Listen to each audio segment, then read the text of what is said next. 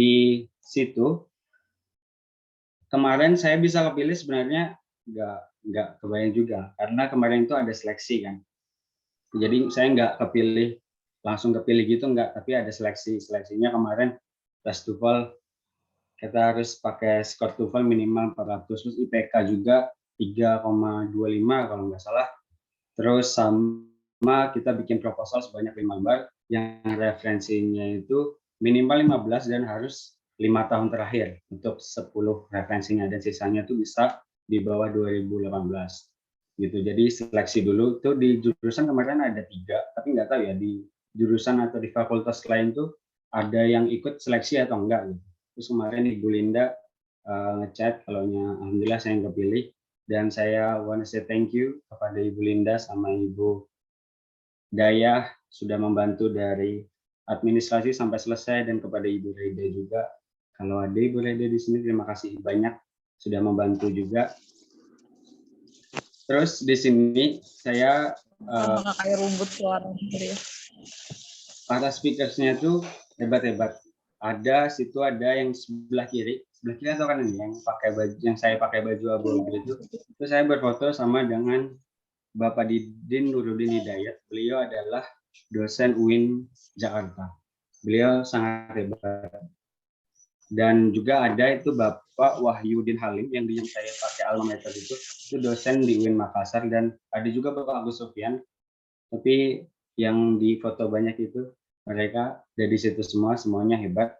Dan kemarin kita kegiatannya tuh ya belajar bagaimana cara menulis ilmiah, dari gimana cara menemukan topik, gimana cara menulis literatur review, gimana cara mendapatkan referensi segala macamnya. Jadi semua materi yang saya dapat, nggak semua sih, beberapa materi yang saya share hari ini itu saya dapat dari pelatihan akademik writing, dan juga kemarin dari pelatihan metodologi yang diadakan di kampus, itu dari Bapak Rektor kita, Bapak Mujibur Rahman.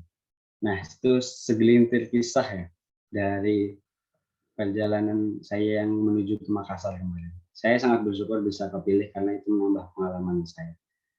Dan saya bisa share pengalaman saya ke Buan Pian Seberatan hari ini. Ya, langsung saja kita ke slide berikutnya, memasuki ke materi.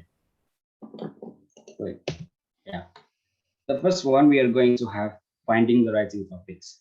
Apa sih finding the writing topics itu? Finding the writing topics adalah menemukan topik untuk tulisan kita.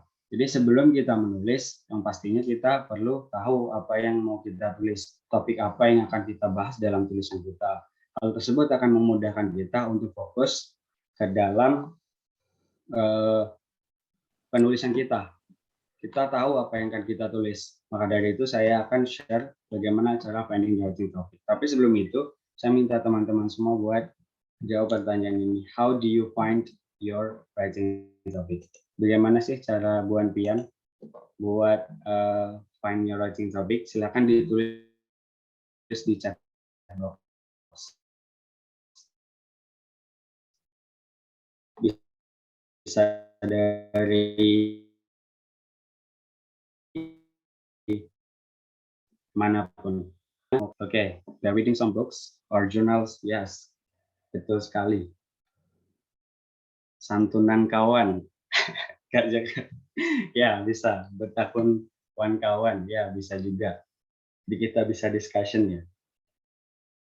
Diskusi dengan teman untuk dapat topik. Kita bisa yang paling efektif by reading some books or journals ya. Biasanya kalau di books atau jurnal, terutama jurnal ya, biasanya ada suggestion untuk penelitian berikutnya gitu. Reading journals and skripsi orang, ya, reading previous studies bisa juga. Terus dari apa yang ditonton bisa juga. I personally thinking about my interest first. Yes, see your interest is one of the best ways to find your topic. Dan something interest, ya, something interest bisa juga kita random di Google Scholar. Yes, saya juga biasanya random di Google Scholar. Saya cari dulu kayak ya, tinggal ketik di Google Scholar, nanti kita cari ide, kita gabungkan ide dari apa yang kita dapat di situ, mencari topik yang menarik untuk diangkat. Ya, yang aktual ya, yang happening right now, seni rupa lingkungan sekitar. Ya, Banyak banget ya. Nah, sebenarnya jawaban bukan pian beratan yang ada di chat. Beneran, sebenarnya materi yang nomor 2 ini sudah dijawab sama Buan Pian yang ada di chat itu. Kita bisa mencari topik dari jurnal, dari buku, dari previous studies. Bisa juga bertakon ke kawan. Misalkan kawannya ini judul belabik, bisa juga kita minta kamu judul sebutin barang. Nah, itu bisa juga gitu. Kita bisa bertanya ke kawan, diskusi ke kawan, atau melihat ke lingkungan sekitar bisa juga. See the phenomenon around us. Pakai publish or perish buat cari jurnal, ya publish or perish. Experience, ya bisa juga dari pengalaman. See what people are talking about with Twitter, ya bisa juga. Memilih apa yang membuat saya tertarik dan kemudian banyak membaca dan berdoa. Ya, salah satunya adalah dengan berdoa ya, supaya dapat hidayah, supaya dapat petunjuk dari yang di atas. Karena kita sudah usaha, maka kita perlu doa juga. Sebenarnya materi ini sudah selesai ya, karena sudah terjawab semua. Tapi saya akan share sedikit lebih tentang ini. Terima kasih semuanya yang sudah memberikan tanggapannya di kolom chat. Selanjutnya adalah mengenai bagaimana sih cara finding topik. Kemarin di PAWM atau pelatihan itu ada kami dikasih kayak pertanyaan bagaimana cara Anda mencari ide atau topik untuk proposal penelitian. Ini kurang lebih sama jawaban Buan Pian Segratan yang tadi di chat. Ada kondisi sosial masyarakat. Kita melihat ke masyarakat dulu, apa sih sebenarnya sedang terjadi di masyarakat, apa, dan kita bertanya kenapa. Dengan kita bertanya kenapa, melihat dan bertanya kenapa, kita bisa menemukan topik di situ. Terus kita bisa juga membaca. Membaca yang paling, mungkin yang paling bagus tuh kalau mau cari ya jurnal ya, karena biasanya di jurnal atau enggak di skripsi, itu ada suggestion kayak apa sih yang perlu diteliti buat selanjutnya gitu. Tapi usahakan kalau membaca dari jurnal, cari yang terbaru. Karena biasanya kalau saya jurnal 2015, terus ada suggestion-nya, berarti biasanya sudah diteliti lagi. Terus mencari masalah atau melihat masalah. Ya ginilah, mahasiswa biasanya kalau kita masalah itu hindari, tapi kalau mahasiswa ada masalah malah kita cari. Dengan mencari masalah itu kita juga bisa mendapatkan topik yang lebih spesifik, supaya itu memudahkan kita untuk mencari topik yang kita mau. Gitu. Terus berdasarkan pengalaman, bisa juga berdasarkan pengalaman. Contohnya gini, tadi pagi saya mah dari Sembro teman saya. Teman saya itu suka, saya ambil contoh ya, orangnya ada di sini. Dia suka baca anime kayak manga segala macam. Terus pengalaman dia mungkin kan pakai bahasa Inggris kalau nggak salah. Terus ke improve readingnya. Dari pengalaman itu dia topik dia anime, terus dia kaitkan ke English reading. Gimana anime itu bisa mengimprove English reading kalau nggak salah seperti itu di teman saya. Ini bisa lewat ke pengalaman. Melihat TikTok. Nah, ini yang paling baru. Kemarin waktu di Makassar ada yang menjawab melihat TikTok. Dan itu ternyata ada beberapa yang menjawab melihat TikTok, nggak cuma satu orang. Dan kemarin waktu saya cari di Google Scholar, itu tuh pas saya cari keyword TikTok gitu. Ternyata sudah banyak yang meneliti tentang TikTok. Jadi kalau mau meneliti tentang TikTok dan ini paling baru bisa, karena sudah ada tuh preview studies-nya. Jadi bisa melihat acuan dari peneliti-peneliti sebelumnya. Bisa pakai TikTok, atau bahkan di TikTok tuh ada juga banyak juga akun-akun yang ngasih informasi mengenai skripsi-skripsi atau membuat proposal segala macamnya, banyak juga. Jadi bisa cari topik itu lewat TikTok. Terus melihat perkembangan zaman. Perkembangan zaman bisa mungkin salah satu cara paling mudah adalah dengan nonton berita. Jangan nonton berita. Misalkan ada berita A, terus kita kaitkan dengan relevansi di bidang kita. Itu bisa. Terus ada diskusi, ada culture, masalah teman itu bisa juga, atau masalah di diri sendiri bisa juga. Sebenarnya topik bisa dicari lewat mana saja, tapi kuncinya adalah cari yang actual, apa yang sedang terjadi dan supaya yang belum diteliti, supaya penelitian itu tidak diulang. Terus pertanyaan selanjutnya, where to start? Dari mana sih saya harus mulai? Dari finding and deciding. Maksudnya apa? Maksudnya kalau kita sudah dapat topik, tapi kan banyak tuh, misal kayak speaking, reading, listening, segala macam. Kita sudah dapat tuh, itu ada 4. Saya ambil contoh 4 ya. Tapi kita nggak decide, kita belum memutuskan. Kita sudah dapat, maka kita harus putuskan apa yang kita ambil, yang lebih spesifik. Tujuannya apa? Why finding and deciding? Kenapa sih kita harus setelah menemukan, kita terus harus memutuskan? Yang pertama, ada knowledge is enormously wide. Ilmu itu luas. Ya, ilmu itu luas. Maka dari itu kita harus setelah menemukan harus memutuskan. Dan juga kenapa ilmu itu luas dan setelah itu kita harus memutuskan karena we cannot take everything to discuss.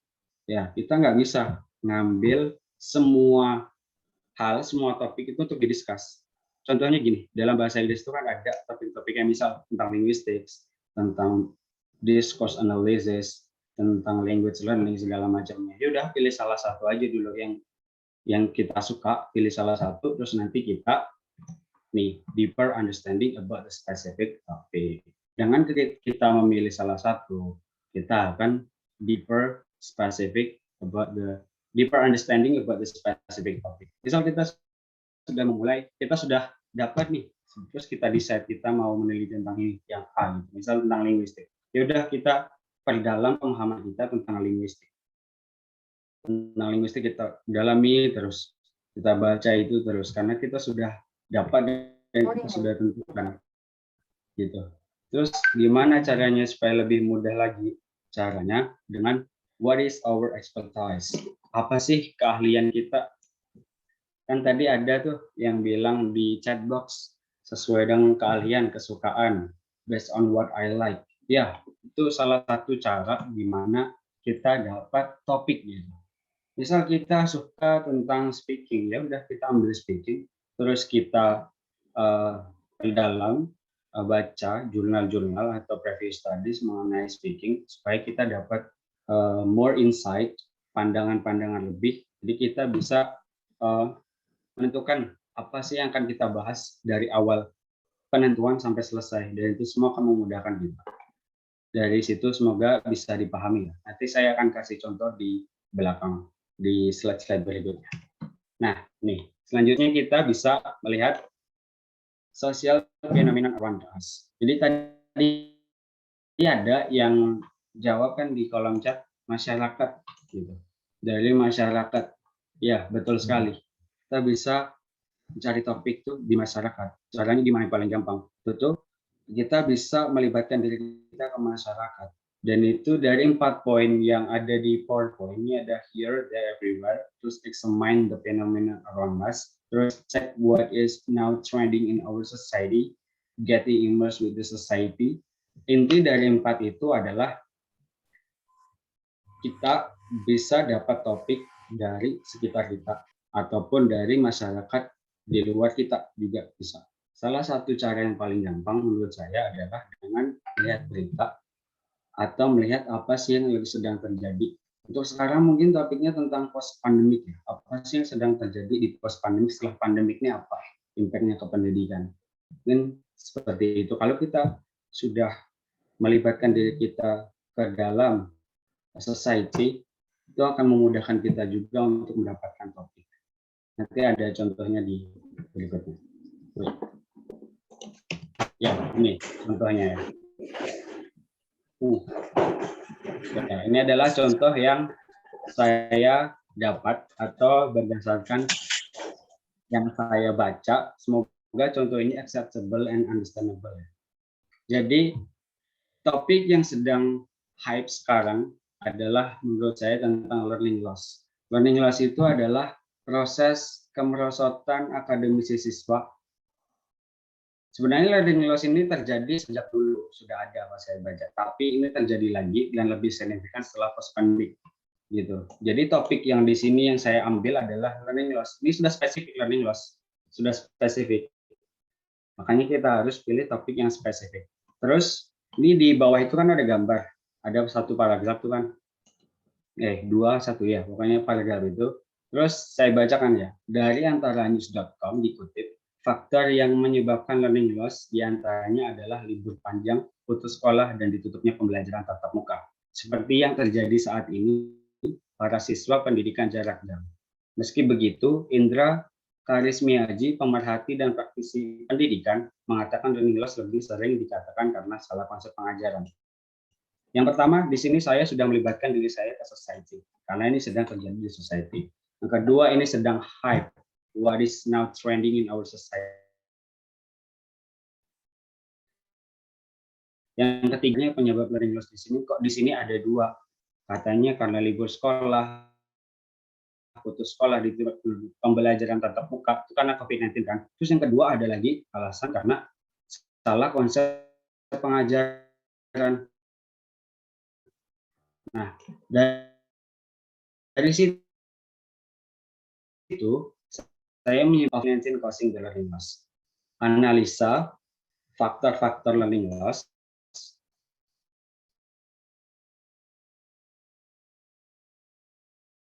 kualitas. Nah, setelah kalian dapat topik, kalian cari judul. Kita bisa cari judul, kita langsung cari judul gimana sih? Kita tanya kenapa ini, terus kita arrange kata-kata, cari judul sebanyak-banyaknya dulu yang sesuai dengan topik. Terus nanti kita combine.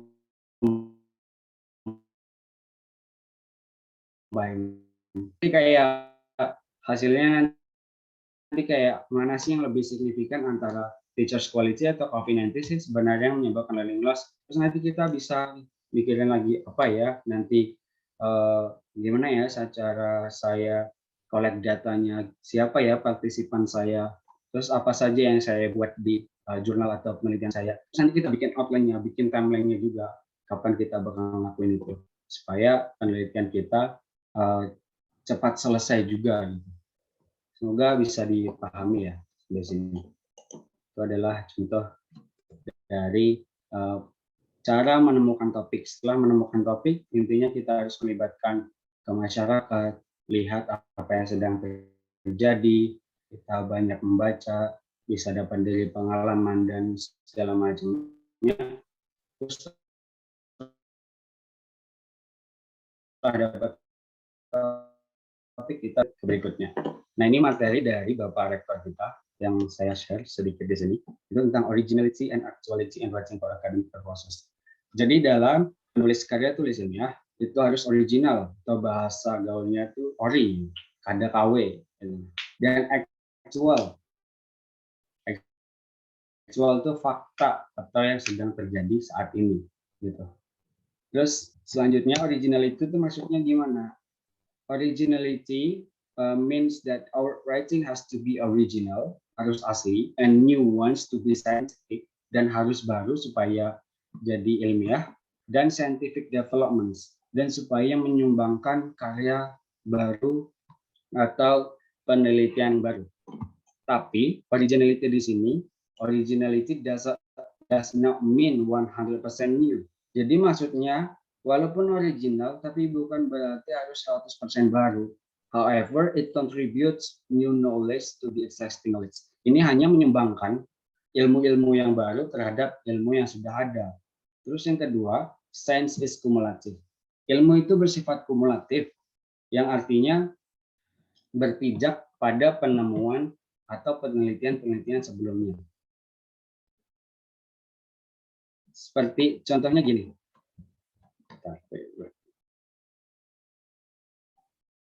Contohnya gini, misal kita meneliti tentang student difficulties in conducting a research.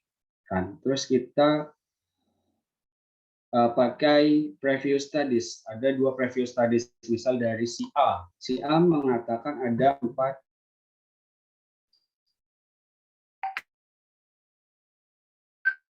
difficulties. Terus kita ada si B, ada 5 difficulties. Ternyata pas kita terjun ke lapangan, itu tuh kita dapat 6. Berarti kita ada pembaruan dong.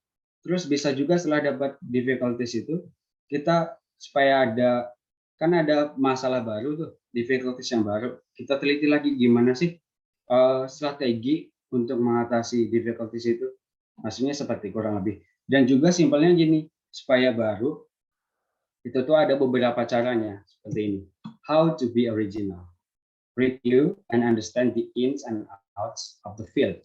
Jadi kita harus mengulik dan memahami apa sih seluk-beluk dari bidang kita. Dengan cara apa? Dengan cara reading, asking questions, discussing, attending seminar dan lain sebagainya. Jadi kita harus tahu seluk-beluk bagaimana sih topik yang akan kita bahas itu. Dengan kita paham, maka dari itu kita akan mudah untuk menulis karya tulis ilmiah tersebut. Terus kita harus search and read preview studies. Kita harus membaca preview studies sebagai acuan kita. Makanya kalau kita konsul tuh di kantor, konsul tuh datang terus kita ajuin judul, pasti adalah preview studies ini. Supaya apa? Supaya itu tuh kita tahu apa sih yang sudah diteliti, apa sih yang belum gitu. Karena penelitian itu tidak boleh yang sama. Tidak boleh sama. Kalau sudah diteliti, jadi kita nggak perlu meneliti lagi karena sudah ada gitu. Kalau sudah diteliti terus kita teliti lagi, berarti kita nggak nyumbangin sampingnya kan, nggak nyumbangin ilmu yang baru gitu. Terus yang ketiga ada maintain scientific honesty atau avoid plagiarism.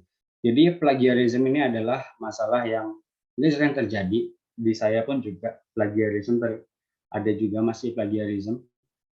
Tapi standar dari jurusan itu 30% kalau nggak salah buat skripsi. Tapi ada juga bisa jadi dosen itu punya standar sendiri. Misal harus walaupun dari jurusan 30%, tapi dosen bisa minta 20% minimal. Ya kita mau nggak mau harus 20% kan ya. Jadi caranya gimana avoid plagiarism? Fungsi dari sumber bacaan itu bukan buat di copy paste aja. Jadi kita harus dikutip, ada citation. Kayak mengutip dengan cara kita paraphrase, kita synthesizing, kita summarize. Dan cara yang paling mudah adalah menurut saya adalah paraphrase. Caranya kemarin pas saya di Makassar saya dapat tips. Itu caranya misal kita baca kan, pengen ngutip pendapat orang. Ada 2 paragraf misal, 2 paragraf yang panjang. Terus kita baca kita pahami poin-poinnya. Terus misalnya buku kita alih ini, terus kita tapi dengan syarat tidak menghilangkan poin-poin penting ada di original text. Dan itu semua nanti diajarin kok sama jurusan gimana cara paraphrase sama synthesizing. Synthesizing bisa juga. Synthesizing itu kayak mengumpulkan beberapa pendapat expert. Misal 3, terus kita ngasih pendapat kita juga berdasarkan pendapat-pendapat dari expert tersebut. Itu bisa juga avoid plagiarism. Dan juga kita bisa dengan cara mengganti kata-kata tertentu dengan sinonim. Jika kita belum tahu sinonimnya apa, kita bisa pakai thesaurus. Kita cek sinonimnya di situ. Misal kata apa ya, understand, understand ini kita ganti pakai comprehend, bisa. Seperti itu. Ya, semoga bisa dipahami ya sampai sini how to be original. Selanjutnya adalah actuality atau actual. Itu artinya adalah the research atau our research is real, nyata, fact. It is happening, it is in the timeline. Atau yang sedang terjadi. And the research is called actual. Jadi actual ini artinya adalah penelitian kita itu bersifat fakta atau yang sedang terjadi dan sedang booming sekarang. Dan research kita dibilang aktual apabila masalah-masalah di research kita atau masalah di penelitian kita itu sedang terjadi di masyarakat. Terus bagaimana cara menjadi aktual? Follow the development of scientific discourse, follow the development of scientific studies. Jadi kita harus mengikuti perkembangan penelitian dunia dan di sekitar kita. Apa sih sebenarnya yang sedang hype? Apa sih sebenarnya yang sedang terjadi? Kayak misal tadi learning loss. Jadi kita bisa meneliti tentang learning loss. Misal tadi saya meneliti tentang factors, bisa juga meneliti tentang strategi supaya tidak terjadi learning loss gitu. Terus reflect on current issues on the relevance in your field. Sama develop the ability to link one field of science to another one. Maksudnya adalah kita harus mengaitkan satu isu tersebut terhadap bidang kita. Supaya lebih mudah dipahami, saya kasih contoh ya. Semoga contoh saya acceptable and understandable. COVID-19. Oke, topik kita COVID-19. Kalau kita ngomong COVID-19, pasti pembahasan pertama mengenai kesehatan kan?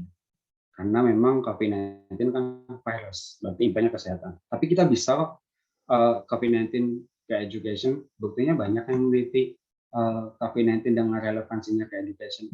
Jadi dari COVID-19 itu bisa kita bagi lagi cabang-cabangnya apa yang kita bahas. Itu bahkan dari learning loss itu sendiri, bisa juga saya kemarin baca salah satu dampak dari learning loss itu adalah karena ekonomi. Nah, bisa juga pada learning loss in education, tapi bisa juga learning loss in economy. Gitu. Kenapa ekonomi itu bisa menyebabkan ke learning loss? Itu bisa juga. Itulah penelitian yang aktual atau yang sedang terjadi. Semoga bisa dipahami ya. Terus kenapa sih harus originality dan actuality? Kenapa sih harus original dan aktual? Simpelnya, an original and actual research will add new findings. Sebuah penelitian yang ori atau yang asli buat tantangan kita sendiri dan yang sedang terjadi akan menambahkan penelitian baru. Karena kalau yang sedang terjadi biasanya meneliti itu baru sedikit kan ya. Maksudnya masih banyak research gap-nya gitu. Terus menyumbangkan really actual topics that are in harmony with science and society. Menyumbangkan isu-isu atau topik-topik yang fakta, yang baru, yang selaras dengan kehidupan di masyarakat. Ya, simpelnya kenapa kita harus menulis ilmiah originally and actually, ya karena alasan yang ada di PowerPoint tersebut. Ya, semoga bisa dipahami ya. Lanjut.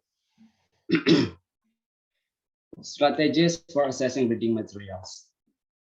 Pertanyaannya gini, kenapa sih kita perlu tahu bagaimana cara mengakses reading materials? Kenapa? Karena this one, writing sama dengan reading. Karena kalau kita menulis, hal yang pertama bakal terlibat adalah membaca. Kalau kita punya bahan bacaan, maka dari itu kita tahu apa yang akan kita tulis. Nah, di bagian ini saya akan cuma bagi shot bagaimana cara kita mencari referensi-referensi yang ada di internet maupun di buku dan segala macamnya. Tapi I have one question. I have one question for you all. Where do you usually access your reading materials? Silakan minta tolong dijawab lagi. Di mana Buan Pian biasanya mencari atau mengakses bahan bacaan Buan Pian? Silakan dikirim di chat box.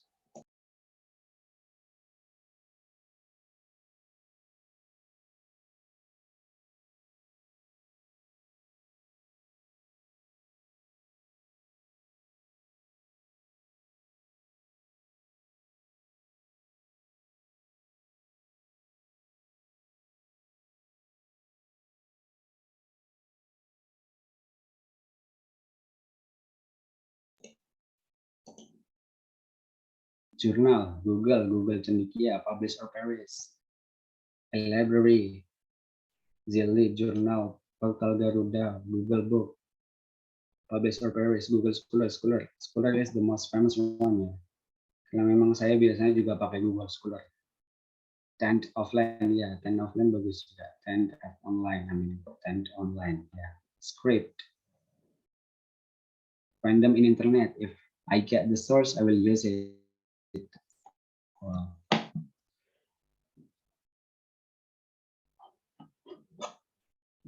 Udah ya, gak ada lagi ya.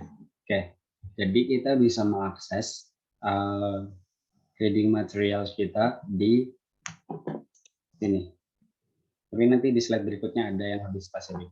Pertama ada artikel atau scientific journal. Seperti yang kawan-kawan ketik di kolom chat. Kalau kita bisa mencari reading materials itu di artikel atau scientific journal. Atau jurnal-jurnal yang sudah dipublish. Itu kita bisa dapat di internet, di Google kayak Google Scholar, terus ada LibGen, ada Publish or Perish, dan segala macamnya. Terus ada seminar proceeding or commonly called seminar. Bahkan di seminar pun kita bisa dapat reading materials atau bahan yang akan kita tulis di penelitian kita. Contohnya misal kita menghadiri seminar Semoga absen tebal ya. Contoh saya seminar Bapak Mujibur Rahman. Terus Bapak Mujibur Rahman memberikan definisi tentang learning loss. Terus Bapak Mujibur Rahman bilang learning loss is bla bla bla. Terus kita catat, according to Bapak Mujibur Rahman, in 2022 gitu kan, learning loss is bla bla bla bla bla bla bla. Terus kita kasih keterangan juga kalau kita dapat itu di seminar. Bisa juga kita masukkan ke dalam karya tulis kita. Oh wait, belum selesai. Oh, terus selanjutnya ada di tesis atau dissertation. Nah ini yang paling sering juga, tesis atau dissertation itu bisa juga kita pakai buat mengakses our reading materials. Ya, kita bisa pakai tesis buat bahan bacaan atau disertasi buat bacaan kita sehingga kita bisa menulis dengan mudah. Terus yang paling common juga ada buku. Biasanya saya kalau buku kalau nggak di perpus ya di PDF Drive. Kalau nggak di Google Scholar ada juga PDF Drive, kalau Google Scholar enggak ya tinggal cari di Google. Misal judulnya Teaching Vocabulary PDF biasanya ada kan juga. Terus media atau internet ini yang sering kita pakai ya pastinya di media atau internet itu untuk mencari sumber bahan bacaan untuk bahan penulisan kita, untuk penulisan karya tulis ilmiah kita. Kita bisa mencari di media atau internet.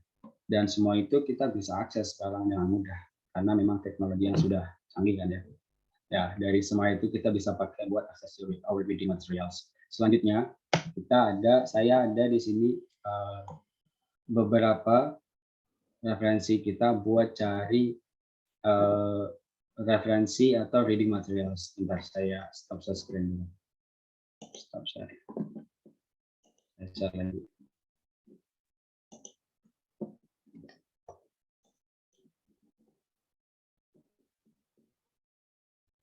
Kan ini ada Google Scholar ya.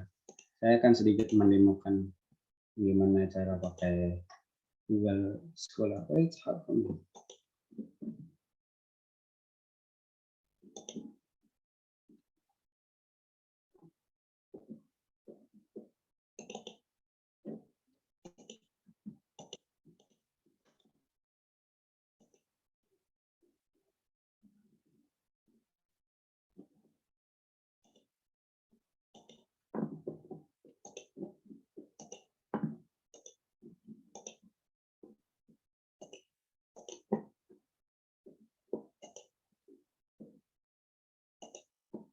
Ya, saya sudah ada ya di sini Google Scholar.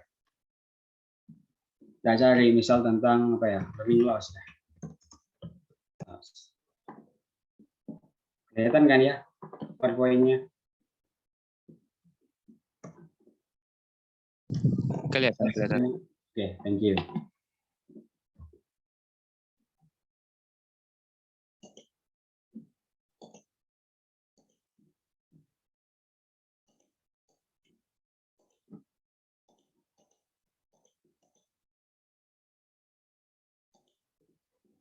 Nah, misal kita mau cari tentang learning loss. Terus di sini ada tentang khusus, misalkan biasanya penelitian yang cari referensi itu yang 5 tahun terakhir yang bagusnya. Misal dari 2018 sampai 2022 kita ketik dulu di sini, terus kita telusuri, kita cari kan, nih ada tahunnya segala macamnya, terus kita buka nih berarti ini dirujuk 257 kali, berarti sudah ada 257 orang yang merujuk jurnal ini.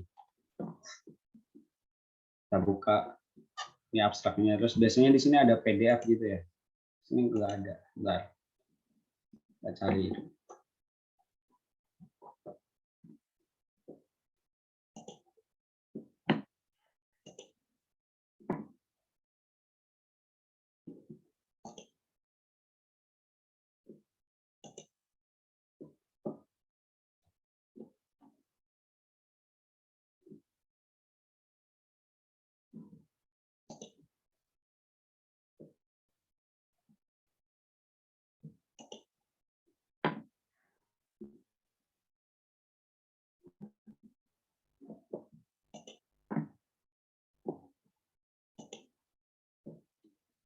What's going on? Oh,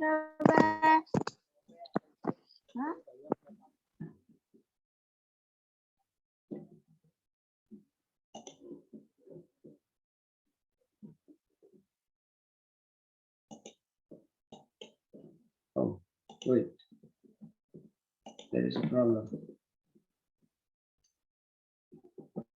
Ya, pokoknya kita bisa mencari di Google Scholar seperti ini ya. What's going on with my laptop? Nah. Kalau dapat PDF-nya tinggal di download saja gitu. Terus gimana sih kita pakai standar APA 7 edition ya? Gimana kita dapat APA-nya itu kita bisa ambil kutip di sini, terus kita copy di sini langsung saja. Misal kita ambil ini kan sebagai referensi, terus kita pencet kutip, terus kita ambil APA-nya, terus kita masukkan ke dalam referensi tersebut. Setelah itu kita bisa juga dari Sci-Hubs. Misalkan tadi ada yang nggak bisa ke download misalnya, terus ini ada doi-nya. Tadi aku ada lihat doi-nya. Nih, misal doi-nya ini kita copy. Gue berhasil ya.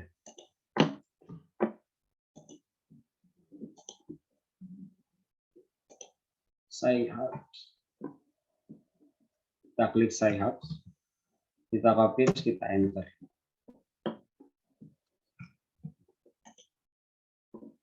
Tuh, langsung kita dapat jurnal tersebut, langsung diarahkan ke halaman jurnal tersebut. Misalkan kita nggak bisa tuh download download referensi kita, terus kita pergi ke Sci-Hubs, terus kita copy doi-nya, baru kita kutip deh apa yang mau kita ambil dari situ, kita baca, kita pahami dan segala macamnya. Selanjutnya ada LibGen Family. LibGen Family ini saya jarang pakai ya, tapi bisa diakses lewat link-link yang saya kasih di sini. Jadi bisa di-copy, terus nanti dicari. Tapi sedikit overview, saya bukakan LibGen Family. Sedikit gambaran gimana LibGen. Kita buka LibGen ini ya. Terus kita, ini kan ada non-fiction, fiction, scientific articles. Kita pilih dulu scientific articles. Kalau fiction kita nanti dapatnya fiction juga. Kita pilih scientific articles. Terus nih jumlah papernya kita mau berapa, mau 50, mau 100, bisa juga seperti itu. Next kita ada selanjutnya yaitu Mendeley. Nah ini Mendeley ini sebenarnya aplikasi ya, dan ini perlu waktu lebih buat mempraktekannya di sini gitu. Karena memang ini aplikasinya bagus buat cari referensi dan canggih. Yaitu keuntungan pakai Mendeley adalah Mendeley itu bisa digunakan untuk mensitasi otomatis di Microsoft Word atau di naskah skripsi kita. Terus kita bisa juga membuat bibliografi atau references itu secara otomatis tanpa insert manual, tanpa repot-repot buat memasukkan satu persatu. Coba kita buka Mendeley. Kalau mau download tinggal pencet download Mendeley desktop ini. Terus nanti di sini ada download Mendeley. Gampang banget cara instalasinya, tinggal klik sesuai dengan perintah yang ada di aplikasi tersebut. Tapi saya akan memberikan overview sedikit, tapi lewat linknya di sini. Contoh kita cari tentang, udahlah, ini loss, yang saya sudah cari.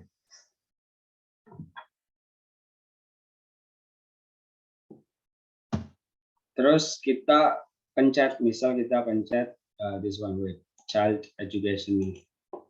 Kalau dilihat dari sebelah kanan itu sudah ada abstraknya. Jadi kayak gambaran secara singkat isi dari jurnal tersebut. Langsung kita, saya kayaknya nggak bisa di-download ya, bentar. Coba dulu. Ya, kita pencet doi-nya.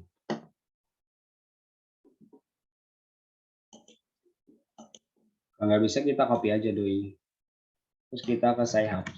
Jadi Sci-Hubs itu adalah jalan ninja.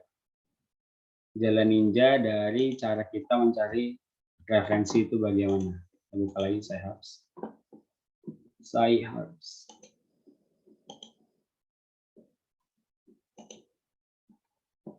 Mungkin teman-teman juga banyak yang sudah tahu tentang Sci-Hubs atau Mendeley dan bagaimana cara pakai Sci-Hubs. Karena memang kebanyakan yang semester 6 ke atas sudah melakukan penelitian. Nah, kalau kita kasih hubs, terus kita copy doi-nya lewat Mendeley juga bisa langsung kita diarahkan ke jurnal yang kita mau tersebut. Ya, seperti itu. Selanjutnya bahkan di Telegram. Telegram, nama Telegramnya itu English eBooks. Itu ada linknya di bawah, bisa di copy terus bisa join. Keuntungan dari Telegram itu apa? Di situ ada kumpulan link-link yang bisa kita klik langsung. Jadi tanpa cari di Google, kita bisa langsung klik di Telegram itu. Bahkan di situ juga ada buku-buku yang sudah ke-upload. Kalau mau request, kalian bisa juga lewat comments yang ada di Telegram tersebut. Kita bisa request, misal kita copy linknya, boleh kan minta tolong buat carikan buku ini, bisa gitu. Terus kita copy linknya, segala macamnya, nanti insya Allah di-downloadin kalau ada yang berbaik hati di sana. Selanjutnya ada Facebook. Nah, bahkan Facebook ini something new juga buat saya. Di Facebook kita juga bisa buat mencari referensi. Nama Facebooknya adalah Paper Request. Ini adalah grup, kalau mau join itu harus nunggu dulu karena itu grupnya private. Dan kalau nggak salah harus jawab pertanyaan apa gitu. Tinggal dijawab aja, nggak apa-apa. Terus sistemnya dari Paper Request ini gimana? Kita copy linknya. Jadi kayak contoh di sebelah kanan itu, kita ada di situ ada dari Hikam Hardi, dia bilang please I need this paper, terus di bawahnya di copy linknya. Nah, jadi kalau mau minta referensi di situ, minta tolong carikan, itu tuh jangan cuma dikasih judulnya toh, tapi dikasih linknya juga. Terus di situ di all comments ada yang comment send, berarti sudah dicarikan sama si Zahid Ahmad. Terus si Hikam Hardi bilang thank you so much. Nah, jadi misalkan kita perlu banget di buku atau jurnal, itu bagus banget buat referensi penulisan kita nggak dapat di mana-mana, nggak dapat, terus kita bisa di situ, tapi harus nunggu ya, soalnya kan banyak juga yang request, banyak juga yang minta di situ. Dan info yang saya dapat yang join di grup ini itu memang beliau-beliau yang punya akses buat download buku atau dapat buku yang memang susah buat di-download, kayak buat undergraduate kayak kita ini gitu. Jadi bisa kalian, kita bisa join ke grup Paper Request, terus kalau mau cari buku atau minta downloadan buku, silakan bilang please I need this paper, say politely, terus di copy linknya, terus nanti nunggu supaya langsung di-downloadkan. Selanjutnya kita ada Sinta. Nah, ini jurnal dari Indonesia. Mungkin semua sudah tahu ya Sinta. Dan cara pakainya juga gampang, kita tinggal pilih Sinta 1, 2, 3, 4, 5, 6. Sinta 1 itu kalau nggak salah Sinta 1, 2 itu Sinta yang bagus. Saya yang internasional kalau nggak salah. Memang Sinta kalau mau publish di situ tuh susah kriterianya, kriteria yang kalau mau yang publish di situ tuh perlu effort lebih kayaknya gitu. Jadi bisa diakses sendiri lewat link yang sudah saya bagikan, silakan di copy atau cari langsung Sinta di Google. Dan sekarang saya akan mendemokan juga cara pakai Hazing.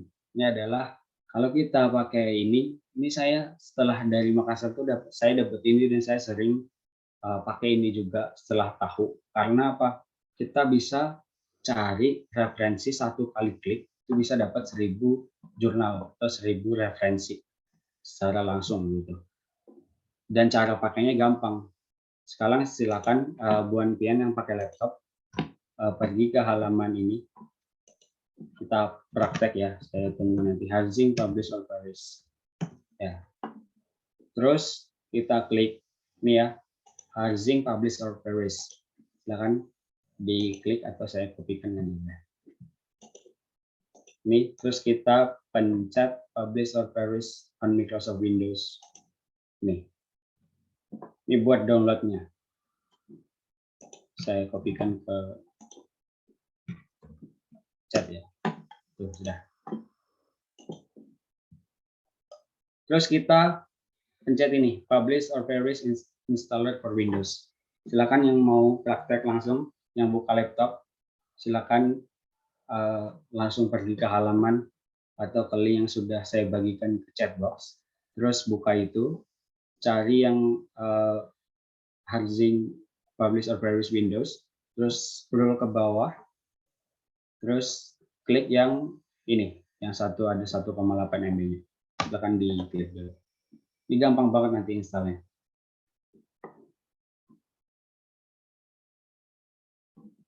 I'm waiting for this.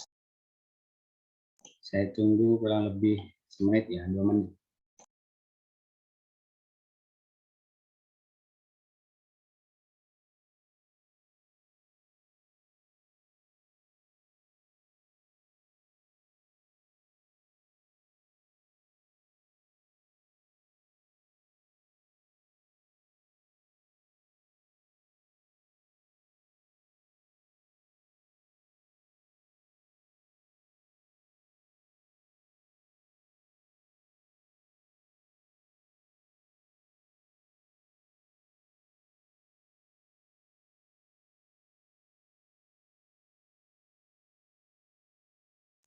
Sorry, saya baru kirim linknya. Ternyata tadi ada message teman saya. Silakan langsung pergi ke halaman itu.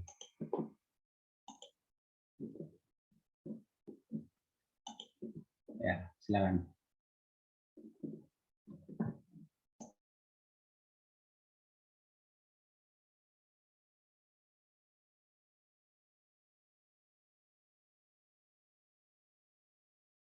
Sampai 13 sampai jam 15.00 kayaknya. Saya tunggu buat download, terus kita nanti install aplikasinya bareng-bareng.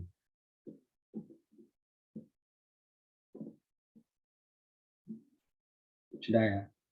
Sudah, langsung saja saya install juga punya saya. Kita pencet yes.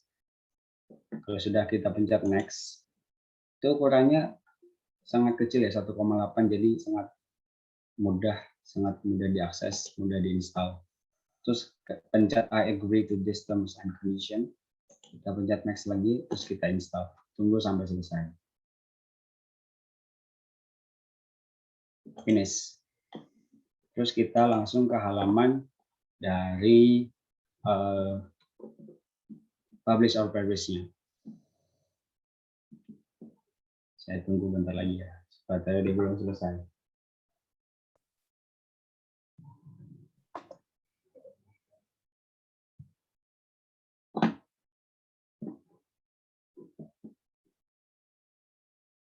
Sambil saya jelaskan sedikit-sedikit ya. Ini adalah riwayat pencarian saya. Kalau X ini berarti saya nggak dapat hasil apa-apa. Ini papersnya 0, segala macamnya 0. Tapi kalau yang warna biru kayak gini, saya dapat. Berarti berhasil pencarian saya. Nah, di sini kan ada nih yang bagian sini. Select an existing search to inspect or modify it, or click one of these buttons to create new search. Ini adalah link-link juga, maksudnya kumpulan dari link di sini yang bisa kita pilih buat akses reading materials. Di sini ada Crossref, Google Scholar Profile, PubMed, OpenAlex, Scopus, Semantic Scholar, Web Science. Dan di samping tulisan itu kan ada bintang-bintang. Ada bintang 1, bintang 2, bintang 3. Artinya apa? Kalau bintang 1 itu adalah free data source, artinya gratis buat diakses. Tapi kalau bintang 2 itu artinya free registration required. Kita harus registrasi dulu. Tapi kalau bintang 3, kalau nggak salah itu harus bayar gitu. Nah, karena kita ada graduate tapi udahlah kita pakai ini dan kita coba pakai Google Scholar supaya nggak bayar ya. Kita pencet nih Google Scholar, udah kan? Setelah itu kita pencet keywords-nya yang mau kita cari itu apa. Misal tentang apa ya, speaking performance. Terus di sini ini adalah jumlah dari jurnal yang kita mau. Sekali klik kita bisa dapat 1000. Mau 1000, mau 10, mau 20, mau 50, 100, 500, 1000, silakan. Kita coba 100 aja ya, atau 50 aja deh. Kalau 1000 nanti sampai sore nanti, sampai jam 4 baru akses semuanya. Terus kita years, ini adalah batasan tahun dari jurnal yang akan kita cari. Misal kita batasan tahun dari 2019 sampai 2022 biar baru ya. Terus kita pencet aja langsung search. Tapi kalau kita dapat title words-nya, kita dapat judul lengkapnya, kita cari aja langsung judul lengkapnya, terus publication name-nya dapat, kita tulis aja. Tapi biasanya saya pakai keyword supaya dapat lebih banyak. Keyword-nya apa? Kalau learning loss ya tulis learning loss sesuai topik yang mau kita cari aja. Terus kalau kita sudah tulis, terus kita mau dapat jurnalnya berapa puluh jurnal, terus kita mau sudah atur nih tahunnya, kita langsung search. Nah ini loading 10 out of maximum 50 result. Terus misalkan nih kita nggak sabar nunggu, terus kita cancel, padahal belum sampai 50, nggak apa-apa, langsung aja di cancel. Tapi kita tetap dapat kok, terdapat referensi yang kita mau. Oke, sekarang kita pergi ke sebelah kiri sini. Ada tulisan sites. Kita pencet sites, dan itu berubah kan, itu 0, 0, 0, 0. Terus selanjutnya ada 120, 65, 36. Itu artinya apa? Yang sudah men-cites atau men-citation dari jurnal ini, itu ada sebanyak 120. Artinya, jurnal itu memang bagus. Tapi bukan berarti juga yang 00 kayak gini itu nggak bagus. Soalnya biasanya dia baru publish tuh lihatin 2022, 2022. Terus di sini kalau yang 65 nih 2019 kan. Kalau yang 120 2020. Enggak, yang penting kalau dapat referensi di sini dan relevan, tinggal pakai aja nggak apa-apa. Dan sesuai dengan tahun terbaru, tinggal pakai aja. Ini cuma sebagai penanda aja kalau jurnal itu pernah di-cite seberapa kali berapa kalinya. Terus kan di sini judulnya nggak lengkap nih. Effect of peer assessment within the context of spherical fight atau apa itu kan nggak lengkap kan. Terus kita klik, terus kita lihat di sebelah kanan bawah itu ada paper details. Itu ada judul lengkapnya ada di situ, pengarangnya siapa, tahunnya berapa, segala macamnya ada di situ. Terus kalau kita mau dapat APA-nya, kita bisa ambil details as APA references. Misal kita ambil jurnal yang ini ya, Effect of Peer Assessment within the context. Terus kita mau dapat APA-nya, tinggal pencet ini, copy paper details, terus details as APA reference. Kita copy, udah selesai, kita copy. Gitu. Terus di bagian sini, di bagian type, itu bisa juga kita urutkan di PDF, HTML, HTML. Biasanya ada juga yang book. Biasanya kalau ada buku ada tulisan juga keterangan buku. Setelah kita mau pakai mana? Sudah ya, kita pencet mana ya? Kita pilih ini deh. Kita langsung diarahkan ke halaman jurnal tersebut. Tapi terkadang ada juga jurnal yang itu yang nggak mau. Kalau nggak mau, ya kalau ada DOI-nya, tinggal copy ke Sci-Hubs gitu. Jadi gini, misalkan kita dapat jurnal terus nggak bisa ke download tapi ada DOI-nya, kita pergi ke Sci-Hubs. Kalau memang nggak ada lagi, kita pergi ke paper request. Kita pergi ke link Facebook tadi, seperti itu. Ya, seperti itulah demo dari pencarian referensi-referensi. Semoga bermanfaat. Terus saya ngasih juga sedikit tips to find reading materials. Gimana caranya? Tipsnya, keep searching. Jadi kita harus tetap mencari. Kalau nggak dapat, cari terus. Terus kita setelah mencari itu keep reading. Kita baca dulu apakah isi dari jurnal tersebut sesuai dengan apa yang kita mau, sesuai dengan apa yang kita mau tulis segala macamnya. Kita baca terus. Setelah mencari, kita klik terus kita baca. Setelah itu kita be patient. Kita harus sabar. Kenapa? Karena pengalaman saya sendiri. pas cari referensi itu, misal nih saya buka kan judulnya itu, saya baca nih judulnya bagus, kayaknya ada nih sesuai yang mau saya cari, lah ternyata tuh nggak ada, kayak apa sih pas dibuka nggak ada sesuai apa yang saya mau cari, beda beda beda harapan gitu, kayak yang saya mau sama yang ada itu beda gitu. Terus atau enggak sinyalnya juga jelek, artinya kita harus sabar. Terus pas kita mau mau cari referensi itu ternyata ada aja sesuatu yang nggak kita harapkan buat terjadi, ternyata terjadi. Maka dari itu kita harus sabar. Dan itu tips itu berulang terus. Lebih passion kita dapat tuh, cari lagi, baca lagi, sabar lagi, gitu-gitu terus. Ya, itu tips dari saya. Semoga bermanfaat. Ya, itulah akhir dari presentasi saya hari ini. Thank you so much for your kind attention. I would like to do apologize for the shortcomings and inconvenient cost. Thank you so much for your kind attention. Yeah, thank you. Done, Miss.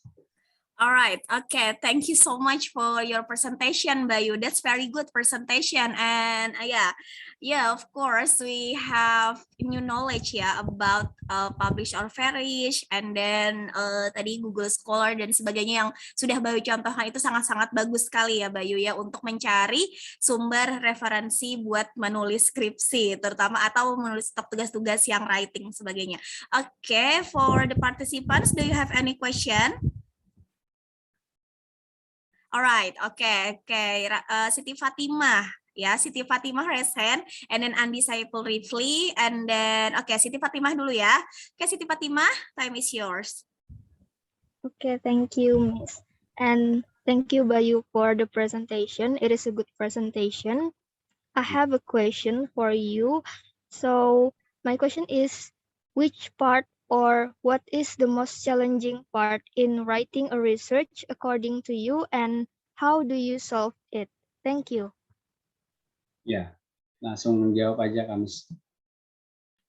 Ya, bisa, karena siapa tahu nanti lupa lah atau apa ya. Silahkan, Bayu. Ya, okay. Bayu, thank please you, answer Fatimah. the questions. Yeah, thank you, Siti Fatimah, for the question. Jadi, the most challenging part dalam menulis academic writing atau proposal atau research, sebenarnya saya kalau masalah skripsi saya belum selesai kan ya, karena masih baru selesai seminar proposal. Tapi kemarin dapat tugas dari Bapak Arinal, yaitu sudah bikin jurnal kelompok gitu kan. Walaupun kelompok, karena baru pertama kali tetap aja pasti ada challenging parts-nya kan. Terus challenging parts-nya itu ada di bagian menulis discussion kalau menurut saya. Bagian discussion itu challenging. Kenapa? Karena di discussion, kalau di finding kan kita nulis hasil penelitian kita toh. Tapi kalau di discussion itu kita harus mengaitkan antara teori dengan finding dan dengan literatur review yang sudah kita buat dalam jurnal atau penelitian kita. Jadi menurut saya itu challenging karena kita harus bikin satu kesatuan antara paragraf dan mengaitkan antara discussion, finding, literatur review itu, dan harus menjawab research question-nya juga. Itu menurut saya a little bit challenging. Dan caranya kemarin itu saya dan teman-teman saya membaca tuh previous study gimana sih cara sebenarnya buat menulis discussion gitu. Gimana cara saya menulis, cara orang lain menulis discussion, terus kita amati gimana caranya, terus kita apply gitu. Bahasa gitu aja sih. Thank you, Bayu. Okay, Fatima, are you satisfied with the answer? Yes, Miss. Okay, thank you, Bayu. And then Andi Saiful Rifli. Okay, Andi, time is yours. Oke, baiklah semuanya. Assalamualaikum warahmatullahi wabarakatuh. Mungkin pertanyaan saya mengenai yang tadi itu mungkin seputar seputar reading materialsnya aja sih. Itu menurut Iqdal sendiri nih, ketika misalkan baca jurnal atau baca skripsi orang itu seluruhnya dibaca atau gimana sih? Apakah hanya singkat, misal dari abstrak? Kalau sudah dari abstrak langsung ke metodenya, langsung ke findings, atau bagaimana sih cara tips supaya membaca cuman gimana sih supaya bisa tahu kayak gitu. Nah, supaya bisa tahu apa yang mau kita teliti itu, apakah saya harus bisa baca jurnalnya itu semua, atau skripsi orang itu semuanya sampai ke findings, atau seperti apa sih cara cepatnya kayak gitu, cara cepat membaca reading materialsnya seperti itu. Terima kasih. Okay. Okay. Thank you, Andi, for your question. Did you get the questions, Bayu? Can you answer Ya, I it? get it. I get it. Okay. Okay. Oke. Please, Bayu, answer the question from Andi. Terima kasih banyak Kak Andi pertanyaannya. Ini kayak lebih ke tips ya, gimana supaya cepat membaca walaupun kita baca, tapi kita juga cepat dapat poinnya. Yang saya lakukan adalah bikin outline. Bikin outline, misal gini, kita kan sudah dapat topik, dapat judul. Kita bikin outline sebanyak-banyaknya. Misal kita tentang vocabulary, kita cari outline kita the definition of vocabulary, the elements of vocabulary, terus the importance of vocabulary, teaching and learning vocabulary, sebanyak-banyaknya. Walaupun nanti pas kita konsul nggak kepakai, ya udah nggak rugi kan, kita juga tahu kan dapat ilmu baru karena membaca. Kita bikin outline itu, terus kita selesain satu-satu. Misal kita selesain dulu dari definition of vocabulary, terus kita cari jurnal atau sumber bacaan yang relevan, terus kita langsung menuju aja ke vocabulary. Kalau ada kata-kata vocabulary is, berarti itu termasuk ke definition of vocabulary. Jadi langsung saja kita ambil, asal kita mengambilnya dari sumber asli ya, jangan kutipan orang lain di jurnal orang lain, tapi kita kutip kutipan tersebut. Kita harus mengutip di sumber yang aslinya, terus kita paraphrase, kita segala macam. Jadi dengan bikin outline itu, menurut saya memudahkan saya dan mempercepat untuk mencari sumber bacaan yang akan kita buat dalam tulisan kita. Jadi bikin outline sebanyak-banyaknya dan apa yang akan kita tulis, jadi itu sangat memudahkan sih. Jadi kita terstruktur gitu kerjainnya. Kalau tergantung ya, setiap orang punya beda-beda caranya. Kalau saya, kalau itu nggak selesai, saya nggak mau lanjut ke yang lain dulu. Pokoknya harus selesai dulu, misal definition of vocabulary, walaupun susah, saya bakal selesaiin itu dulu supaya ada terlincah-lincah lah bahasa Banjarnya itu, supaya berurutan gitu. Kalaunya saya, kalau udah seperti itu. Seperti itu sih. Alright, okay, Andi, are you satisfied with Bayu's answers? Yes. Okay, yes, Andi, I will add the answer for you. This is the way ya, caranya lagi yang untuk yang supaya lebih terorganisir lah seperti itu ya. Jadi Ibu akan sedikit aja menambahkan sebagai tambahan untuk yang jawaban Bayu. Andi, kamu bisa bikin yang seperti ini ya. Ini, can you see my screen? Ya, kelihatan ya screen-nya. Nah, jadi ini ya, jadi ini contoh dari bimbingan dari Ibu Afifah ya. Jadi yang di bawah bimbingan Ibu Afifah atau di bawah bimbingan Ibu, kalau misalnya masih susah untuk menemukan yang secara topik atau seperti apa, jadi disuruh yang membuat yang seperti ini. Jadi kita tuh apa maunya judul kita, the title-nya dari kita, kemudian research questions kita, baru kita tuh mengumpulkan jurnal-jurnal atau yang penelitian-penelitian terdahulu yang berkaitan dengan punya kita, Andi. Jadi dari penelitian jadi jurnal pertama itu misalnya kita tulis title-nya apa, author-nya, publish-nya kapan, kemudian research questions, research design, baru research findings-nya. Jadi ketahuan di sini yang untuk membedakan antara penelitian kita dengan penelitian yang sebelumnya seperti itu. Jadi masing-masing orang misalnya kayak Bayu itu mencari misalnya 5, sudah yang dibacanya kayak Rahmatun Nisani 5, jadi tahu gap-nya itu, gap dari penelitian itu, Andi. Jadi nanti mungkin ini akan Ibu share ya yang di grup angkatan 2018 supaya tahu caranya seperti apa, supaya lebih memudahkan kalian, supaya lebih terorganisir tadi. Dan untuk yang tadi, kamu juga bisa sebenarnya membaca yang dari skripsi itu, terutama di suggestion-nya. Jadi di suggestion-nya itu biasanya ada untuk yang pencerahan buat kalian yang misalnya mungkin belum menemukan lagi topiknya, bisa dilihat di suggestion-nya itu. Dan kayaknya Angkatan Bayu juga sudah pernah melakukan ini ya, Bayu ya, kemarin itu ya, yang Angkatan 2019 untuk yang tugas research method juga sudah melakukan ini mereka. Ya, oke Andi. Bisa Andi ya, nanti akan yes, nanti akan di-share ini. Mungkin Andi masih bingung nih yang mana seperti itu kan yang harus dilakukannya tadi. Oke, stop share. Oke. Thank you Andi for your question. And then do you have any question? Any more question? Ini di chat masih belum. Adakah lagi? Ini ada yang angkatan 2021 nih kayaknya kan ya yang hadir nih. Ada pertanyaan untuk angkatan 2021? Ada, oke, Naziruddin Sawiti. Oke, Naziruddin Sawiti, raise hand and then please give Bayu your questions ya. Naziruddin Sawiti, time is yours. Yes, Miss. Thank you so much.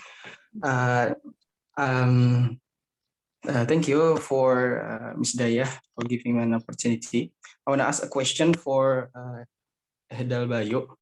Jadi mendengar dari penjelasan Mas Bayu tadi tentang salah satunya mengutip dari sumber, tetapi yang bukan sumber asli. Nah, jadi yang ingin saya tanyakan, apakah melakukan hal yang seperti itu termasuk cheating atau seperti apa? Atau termasuk hal yang diperbolehkan saja? Misalkan kita mengambil referensi dari jurnal orang yang sudah mengutip dari jurnal sebelumnya, tapi yang kita kutip ini kita ambil referensinya itu dari jurnal sebelumnya, tapi yang kita tulis itu dari jurnal yang baru kita kutip gitu. Gimana sih jelasinnya? Maksudnya terdouble gitu loh, bukan dari sumber aslinya, tetapi yang kita tulis malah sumber aslinya di referensi itu.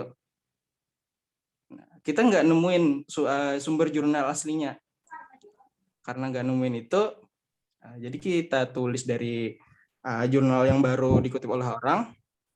Nah, apakah itu termasuk cheating atau bukan? Atau yang kemudian yang kedua, misalkan itu termasuk cheating, bagaimana kita mengatasi itu jikalau kita memang tidak menemukan jurnal aslinya?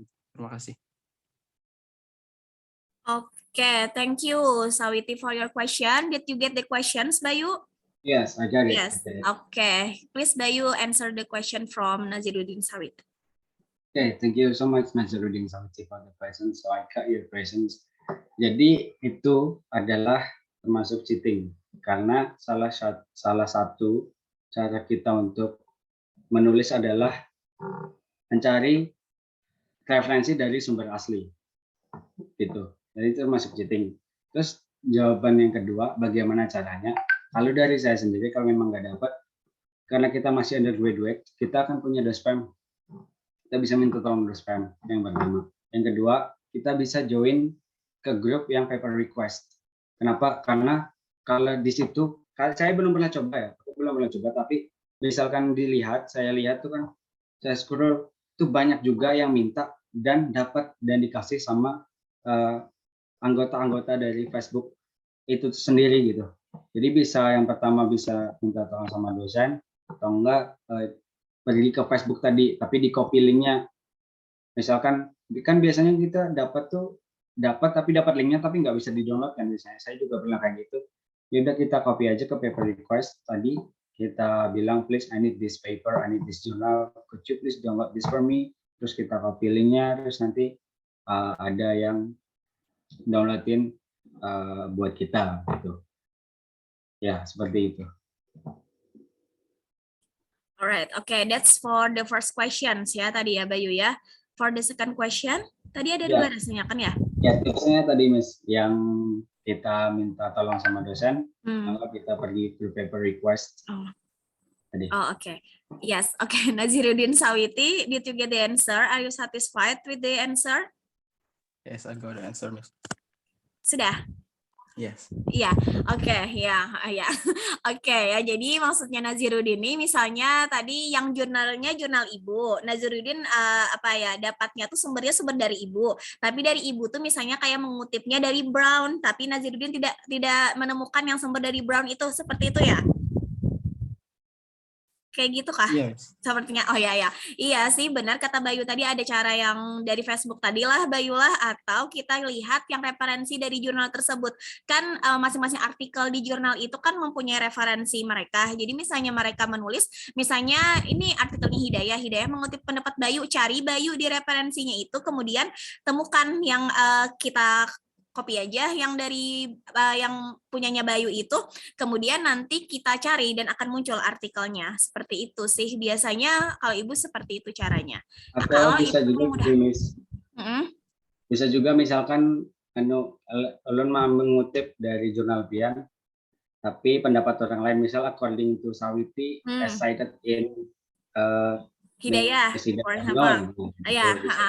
iya, tapi kita tuh untuk menghindari terlalu banyak excited juga sih, karena kan tidak bagus juga ketika punya kita atau kita membaca punya orang tuh banyaknya excitednya, karena harusnya kita mencari yang sumber yang pertama kan, itu. Kecuali misalnya dasar susah benar mencarinya kayak gitu, baru bisa. Sawiti dan yang lainnya. Sawiti, oke. Saya, oke, insya Allah. Oke, do you have any question? Oke, Maulana R.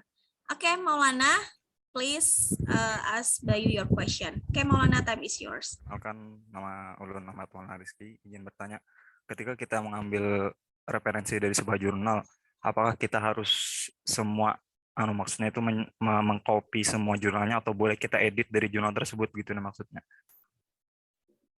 Ketika kita ngambil referensi dari sebuah jurnal, nah gitu, bolehlah jurnalnya tuh kita edit sedikit-dikit gitu dari referensi tersebut itu, atau harus kita sesuai dengan jurnalnya tersebut atau sesuai dengan referensi tersebut?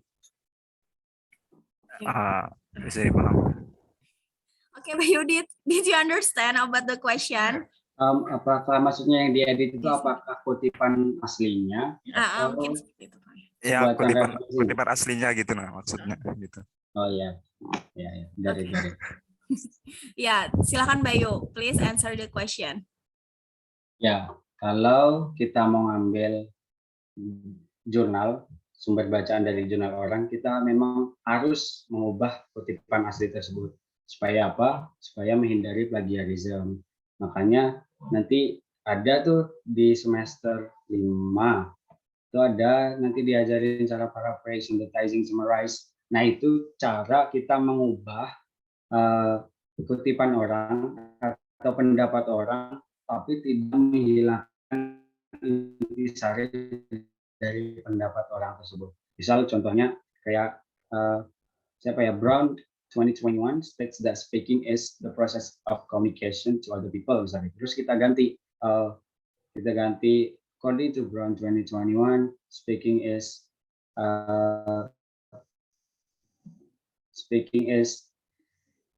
involved communicating with others misalnya gitu. Kayak kita ganti-ganti supaya itu tuh nggak termasuk plagiarisme, tapi dengan makna yang sama tanpa mengubah intisari yang ada dari sumber asli atau sumber bacaan yang kita dapat tersebut. Jadi memang harus diubah ya. Tapi ada juga cara yang nggak diubah dengan cara ngasih titik 2 dari awal sentence sampai di awal sentence sama di akhir sentence. Itu bisa juga. Kemarin saya dapat informasi dari pelatihan metodologi yang di UIN, itu bisa juga kita ngutip tanpa diubah sama sekali, tapi dengan syarat ada nama pengutipnya siapa dan ada apa sih ini tanda 2 itu apa Miss? Yang I forgot. Tanda 2 itu Apostrof. Ya, apostrof di awal sama di akhir supaya tidak plagiarisme, dan itu nggak boleh banyak-banyak karena paraphrase itu tingkatannya lebih bagus daripada kita mengutip semua pendapat dikasih apostrof. Lebih bagus di paraphrase atau di synthesize atau di summarize gitu. Itu kalau pendapat saya seperti itu. Oke. Maulana, are you satisfied with the answer, Maulana? Okay, yes, I got it. Oke, Maulana semester berapa? Semester 2. Oh, semester 2 ya. Oh, oke. Ya wajar aja Maulana mungkin semester 2 masih yang basic writing ya. Jadi nanti mata kuliahnya untuk yang lanjutannya writing itu yang kayak seperti Bayu bilang tadi ada nanti paragraph writing, essay writing, dan academic writing. Yang nanti akan belajar cara untuk yang paraphrasing tadi untuk menghindari yang plagiarisme ya. Karena sekarang itu peraturan di jurusan itu sudah dicek nanti plagiatnya. Kayak yang angkatan proposal kakak-kakak angkatan ini nanti akan dicek plagiatnya. Dan maksimal sekarang peraturannya tuh 25% untuk yang plagiarismenya. Kalau di atas 25 berarti nanti disuruh memperbaiki ya dengan melihat kesalahan-kesalahan yang ada. Nanti akan Ibu tunjukkan setelah ini. Silahkan yang lainnya dulu, any question? Do you have any question? Any more questions?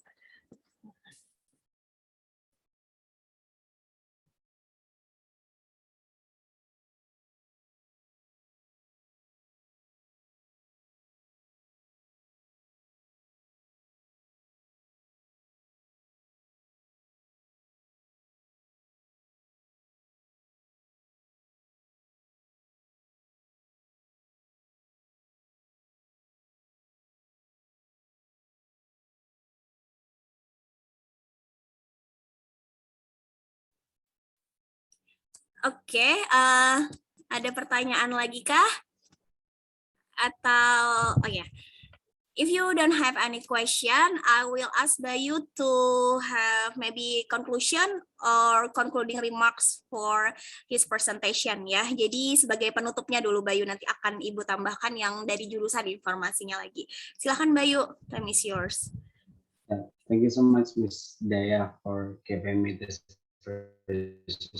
chance, and thank you so much to Ibu Afifah Linda Sari juga for giving me this precious opportunity to be the speaker. This is my first time to be a speaker like this, and it is such a great opportunity. And I would like to apologize for the inconvenience and for the shortcomings during my presentation, because yeah, it's my first experience to be the speaker, and hopefully you can get the beneficial things from my presentation. Yeah, just say it, and I would like to say that do your best at every opportunity that you have. Thank you.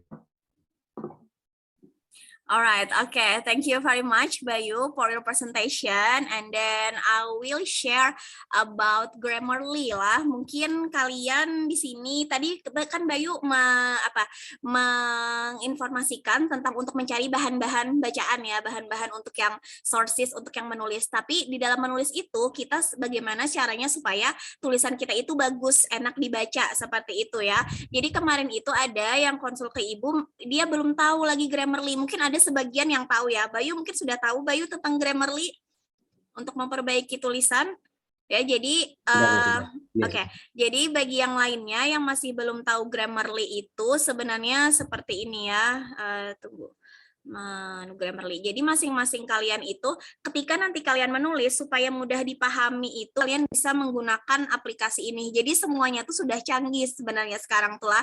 Jadi supaya punya kita tuh bagus kayak gitu, supaya enak dibaca, supaya nanti tugas atau skripsi atau proposal kalian supaya mudah dipahami bahasanya.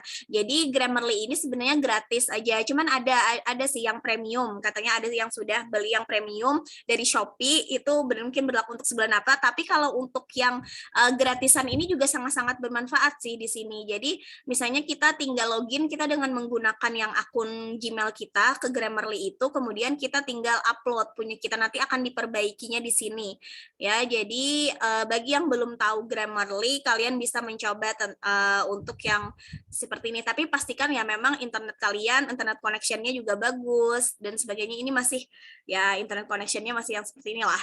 Jadi nanti tinggal di copy paste di sini, baru kemudian nanti akan diprosesnya ya. Jadi di sini misalnya kita ambil aja ya dari punya orang di sini. Ibu ada tadi membaca ini misalnya.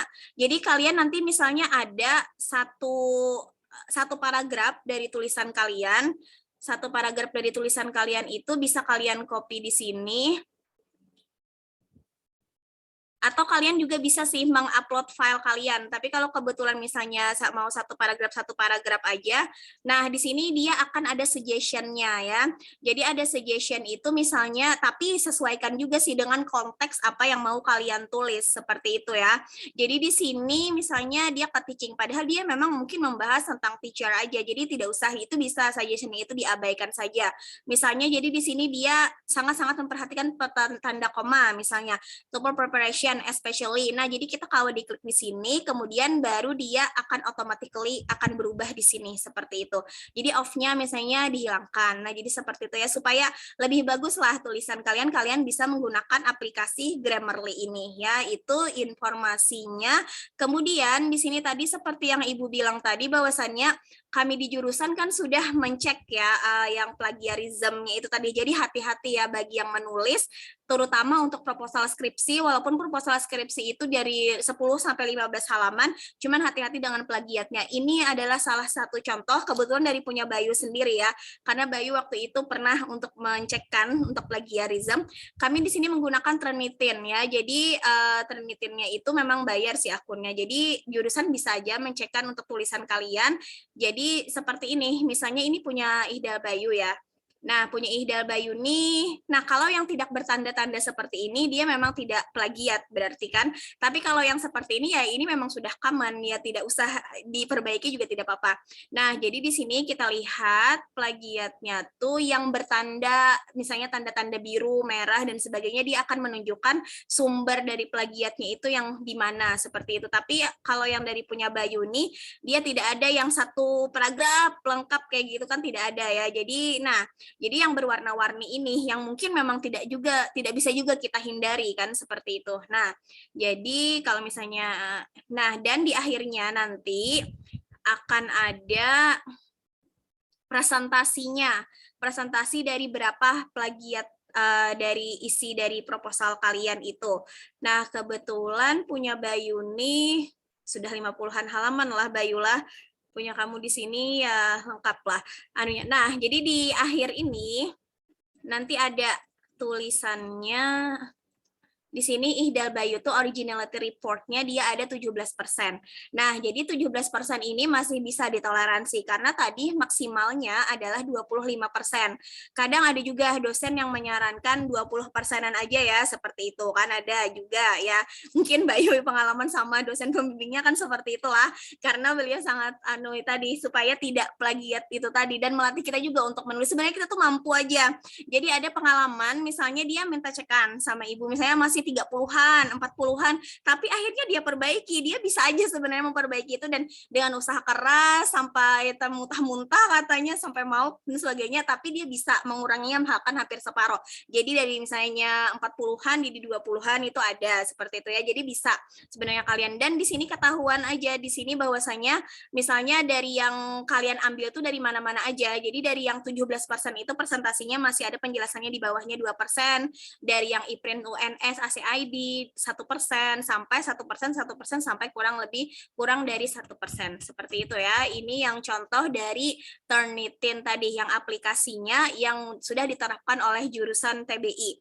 Jadi nanti ketika kalian mengajukan proposal akan dicek yang seperti ini. Jika lebih dari 25% maka akan dikembalikan dulu dan disuruh untuk diperbaiki supaya nanti bagus nanti proposalnya supaya tidak banyak plagiatnya. Itu yang untuk Turnitin ya. Kemudian di sini ada ini nanti ini nanti sekarang maksudnya Ibu sekarang tuh kan kita akan menulis skripsi itu kan ada stylenya atau penulisannya, aturan penulisannya itu kita menggunakan yang APA 7. Kan mungkin kalian pernah dengar istilah APA sebelumnya? Ada? Pernah lah Bayu? Mungkin ada. APA ya, peraturan penulisan. Iya ada ya mungkin Bayu dan yang lainnya ada menggunakan istilah APA. Nah dulu tuh APA 6 ya atau masih 6. Nah sekarang itu 7. Jadi APA 7 style itu jadi ketika kita menulis untuk yang ini yang in text itu maksudnya ketika di dalam tulisannya di akhir pembahasan kita misalnya according to Ewart et al. Nah berarti dalam kurung 2014 atau Ewart et al. Dalam kurung 2014 ketika itu tuh di akhir. Dan kemudian reference list-nya sekarang itu kalian harus memperhatikan bahwasannya dalam menulis reference list harus ada HTTPS yang DOI ORG-nya karena DOI itu adalah menjadi identitas dari sebuah artikel seperti itu ya. Jadi include the DOI using the format HTTPS DOI ini. Jadi seperti itu sekarang penulisannya itu harus diperhatikan dan itu nanti akan sangat-sangat dicek oleh pembimbing skripsi masing-masing apakah kalian mengikuti peraturan penulisan dari EPS 7 atau tidak ya. Jadi ini akan sudah mulai disosialisasikan oleh jurusannya. Jadi masing-masingnya tuh ada di sini contohnya nanti akan dibagikan kepada kalian juga beserta materinya Bayu ya. Jadi nanti materi Bayu yang Bayu jelaskan ini akan di Google Drive-kan dan akan dibagikan juga nanti di grup WA aja ya. Ya, kemudian ini misalnya ada di sini yang peraturannya misalnya kayak book atau ebook without DOI seperti apa cara menulisnya, artikel with DOI. Ini ada book kan, ada ebook, kemudian ada artikel, kemudian ada open access jurnal artikel, web page, and then with a date, YouTube video, mungkin kalian mengambil dari YouTube video dan sebagainya, atau conference paper, ada one author. Jadi dia cara nulisnya tuh ada kayak gitu, ada one author, two authors, three or more authors. Jadi seperti ini contohnya. Kemudian di sini yang brief guide-nya ya, ada sudah contohnya. Dan nanti, nah kalau ini yang tabel, penulisan tabel, mungkin kalian ada kan nanti yang di dalam skripsi kalian menulis tabel or figure, ini seperti ini. Jadi format tabelnya IPA itu dia terbuka. Jadi untuk penulisan tabel itu akan terbuka, seperti itu, tidak yang tertutup lagi. Kalau memang kita harus benar-benar melihat peraturan dari yang EPA 7 ini ya. Jadi ini sangat-sangat penting untuk kalian lihat dan kalian perhatikan. Dan di sini ada apa sebenarnya yang linknya, link untuk yang mengakses yang tadi. Jadi ini ada LibGuides Williams Edu Citing APA ini, jadi ada di sini contohnya. Jadi misalnya how to format in-text citations, jadi di sini ada multiple authors-nya seperti apa. Yang itu tadi dalam bentuk file, kalau dalam bentuk yang ini kalian bisa juga mencek di website ini, maksud Ibu. Kemudian, oh ya ini Tranitin tadi ya. How I deal with. Jadi ada, bahkan kita bisa mengambil, misalnya kita mengambil sumbernya dari musik, dari film, dari TV or images, itu ada di sini example-nya. Misalnya kita ngambilnya dari Beyonce, dari lagu Beyonce, kita harus memuat itu ya, karena kita memang mengambil dari sumber lain. Jadi segala sesuatu yang kita ambil yang bukan berasal dari sumber kita sendiri, kita harus meng-acknowledge-nya itu. Itu yang sangat-sangat penting dalam academic writing ya. Oke, itu yang bisa Ibu tambahkan beserta untuk sosialisasi dari jurusan juga ya. Semoga bisa kalian pahami. Any question? Do you have any question or sudah? Ya. Bisa dipahami ya? Yang lainnya? Oke. Terutama bagi angkatan-angkatan nih, adalah di sini yang angkatan 2018? Ada? Andi, oke, Andi aja kah nih 2018 bisa lah. Angkatan ada nih Padil Humaydi Zamzam. Nah, kemudian ada Andi Kak, Andi mau bertanya Kak Andi? Do you have any question Andi? Gak ada Bu tadi cuma ya, angkatan 2018 ya Andi ya. Oke. And then angkatan 2017 ada lah di sini 2017. Ada nih kayaknya ya. Banyak nih 2019, Pang Ibu lihat nih. 2016 mungkin udah ada. 2019 nih kayaknya lengkap lah. Dan ini 2021 ya, Nanda Safitri, Susi Susanti, iyalah 2021. Yes, please. Iya ya. Oh, oke, 2021 lah. Oke, do you have any question? Kayaknya bisa dipahami. Anissa Rizka kah? Anissa Rizka nih. Ibu. Ya. Kalau kan di APA apa tadi referencing tadi kan itu apa namanya nggak pakai halaman. Kalau kita pakai halaman nggak Bu?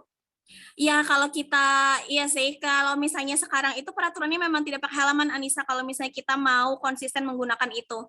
Jadi is okay kalau tidak pakai halaman. Kalau mau pakai, ya itu kalau yang IPA 7 ternyata tidak pakai halaman kalau yang Ibu lihat di sini tadi, yang peraturannya Anissa. Jadi tidak apa-apa. Terima kasih Bu. Oke, nanti akan Ibu bagikan juga ya. Ini sebagai bagian dari mata kuliah sih sebenarnya ya. Harusnya kemarin itu disampaikan, cuman ini juga bagian dari peraturan penulisan proposal. Jadi tidak hanya yang angkatan yang menggawi skripsi aja, tapi yang lain-lainnya juga harus tahu seperti itu. Kalau yang publish Paris tadi juga sangat-sangat bagus sekali tuh Bayu lah. Bayu dapat di mana tuh? Yang pelatihan dulu kah? Ini Bu, yang pelatihan di Makassar. Oh ya, pelatihan di Makassar lah, itu sangat bagus sekali. Tadi pas Ibu sudah juga download aplikasinya, itu sangat bagus untuk kita mencek berapa misalnya yang kita butuhkan ya untuk jurnalnya. Oke, ada pertanyaan lagi? Absennya ya, jangan lupa absen, di sini ada. Jadi daftar hadirnya sudah ada di sini. Sudah tadi di-share.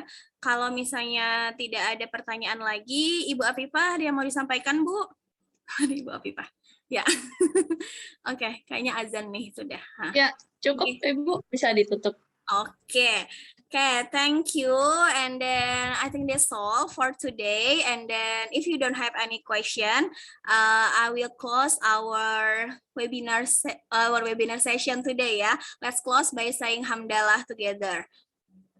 Alhamdulillahirabbil alamin. Thank you very much for the presenter, for the head of English Education Department, for the participants ya. And we will take a picture together ya. Oke, silahkan kalian siap-siap. Ya, silahkan buka kameranya masing-masing, buka videonya. Akan Ibu screenshot nah. Oke. Sudah siap, ini ada 5 slide ya, jadi kalian siap-siap aja, siapa tahu nanti kalian ada di slide 1, nanti akan ada di slide yang selanjutnya juga. Oke, silahkan jika kalian bisa membuka kamera, silahkan buka aja ya. Ibu hitung, 1, 2, 3. Oke, masih proses.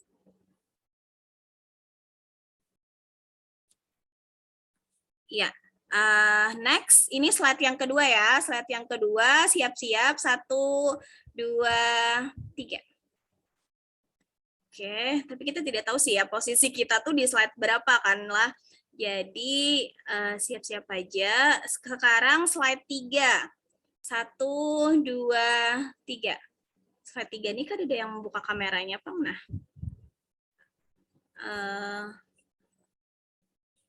Oke deh, slide 4. Silahkan slide 4. Siap-siap. 1, 2,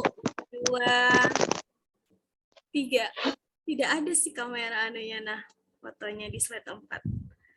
And then, slide terakhir. Slide terakhir ya. 1, 2, 3.